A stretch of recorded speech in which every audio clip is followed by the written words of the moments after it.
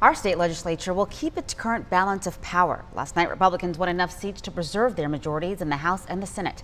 Our Bill O'Neill breaks it down for us. Big night for North Carolina Republicans. They made huge gains in the judicial races and maintained control of the state legislature. Democrats spent several $1 million trying to elect Terry LeGrand and J.D. Wooten in an effort to flip the North Carolina Senate. It didn't work out.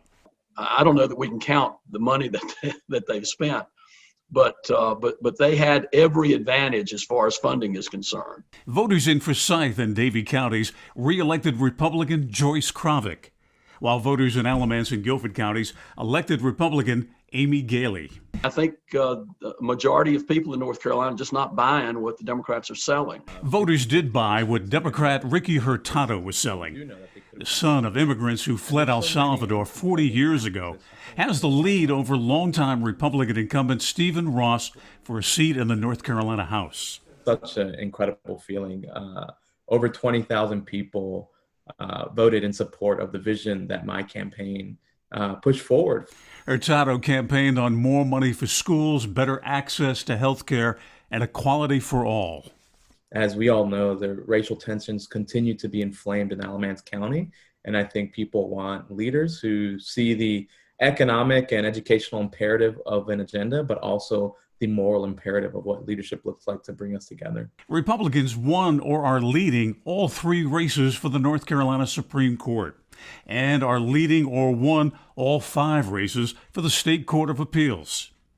The Piedmont Triad has a number of candidates in statewide races, including Judge April Wood of Lexington, who is winning her race for the Court of Appeals. Forsyth County District Attorney Jim O'Neill trails incumbent Josh Stein in the Attorney General's race. Dale Falwell of Winston-Salem won re-election as North Carolina's treasurer.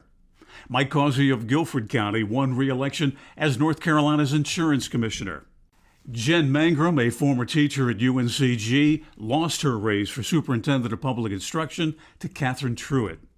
And political newcomer Mark Robinson of Greensboro becomes the first African-American to serve as lieutenant governor. Can you give us some sense what you're feeling?